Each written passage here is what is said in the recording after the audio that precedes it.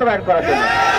যারা সেখানে হামলা করেছে তাদের ভিতরে এমন লোকরা ছিল যাদের জুলাই যোদ্ধাদের উপরে আক্রোশ, জুলাই যোদ্ধাদেরকে তারা দেখতে পারে না, সহ্য করতে পারে না।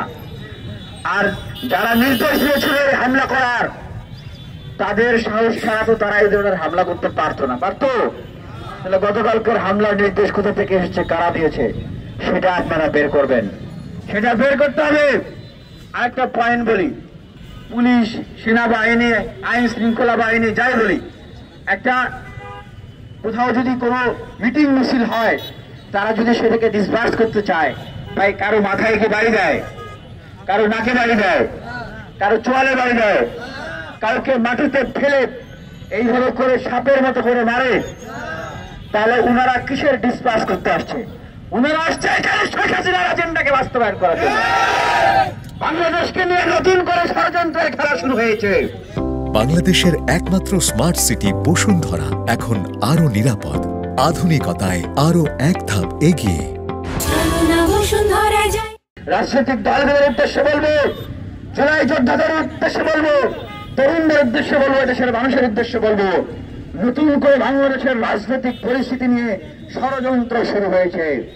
গতকালকে ডাকসুর সাবেক ভিপি নুরুল হক নুরকে এই প্রক্রিয়ার ভিতরে, এই সুযোগের ভিতর দিয়ে তাকে হত্যার উদ্দেশ্যে সেখানে হামলা করা হয়েছিল।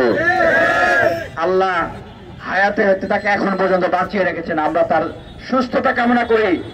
কালকে যারা সেখানে হামলা করেছে, আজকে প্রায় 24 ঘন্টা হয়ে গিয়েছে, এই মাজাভাঙ্গা ইন্টারিম গভর্নমেন্টের মন্ত্রীদের সেই সক্ষমতা হয় নাই তাদের বিচার করে। তো সেই মন্ত্রীদেরকে বলবো, আপনারা যদি বিচার করতে না পারেন, আপনারা বসে বসে এই দায়ভার নেবেন না, এইভাবে বসে বসে আঙ্গুল চুষেন না, গদি ছেড়ে দিয়ে চলে আসেন। কেন পারতেছেন না? আপনাদেরকে কারা কিছু করতে দিতেছেন না সেটা পাবলিকলি বলেন।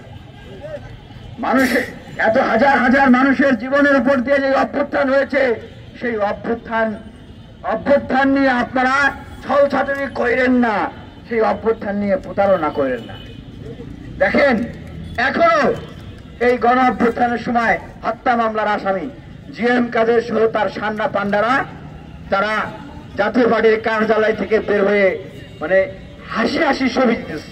কত বড় অমানুষ হইতে পারে, কত বড় মানে পাশবিক মানে মানসিকতা তাদের ভিতরে হইতে পারে।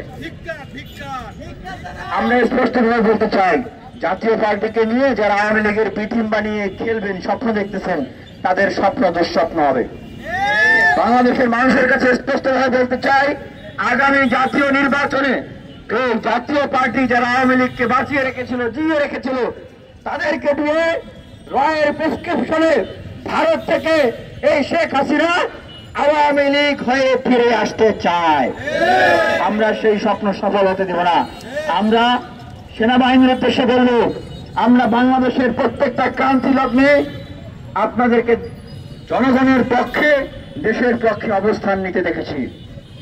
আপনারা স্বাধীনতার সার্বভৌমত্বের অতন্ত্র প্রহরী, আপনাদের প্রতি আমাদের সেই সম্মান এবং ভালোবাসা আছে। কিন্তু গতকালকের ঘটনার পরে আইএসপিআর থেকে যে বিবৃতি দেওয়া হয়েছে, সেখানে বলা হয়েছে মব ভায়োলেন্সকে তারা বন্ধ করার জন্য, নিয়ন্ত্রণ করার জন্য তারা বদ্ধপরিকর, আরো কঠোর হবে। তারা নুরুল হক নূরকে মেরে, নাক ভেঙে, চোয়াল ভেঙে, তার মস্তিষ্কে রক্তক্ষরণ করে তাকে আইসিইউতে পাঠিয়ে আপনারা কিভাবে মব ভায়োলেন্স নিয়ন্ত্রণ করতেছেন? এই প্রশ্নটা আমি সেনাবাহিনীর উদ্দেশ্যে রাখলাম। আমি দেশপ্রেমিক সেনাবাহিনীর উদ্দেশ্যে বলতে চাই, আপনাদের কাছে উত্তর চাই ভাই, আপনাদের কাছে উত্তর চাই।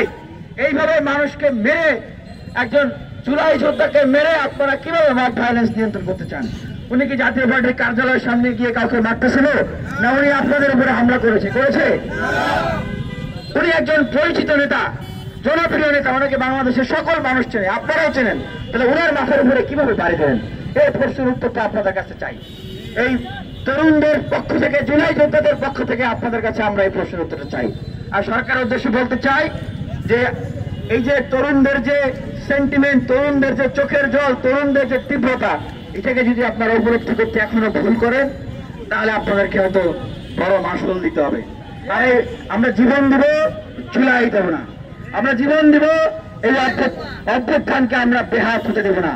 কথা পরিষ্কার, পরিষ্কার এবং পরিষ্কার। সময়ের অপেক্ষা। যদি এভাবে করে আপনারা ঘৃণ্য ষড়যন্ত্র করতে থাকেন, ষড়যন্ত্র করতে চান, জুলাই যোদ্ধারা আবারও রাজপথে নেমে আসবে।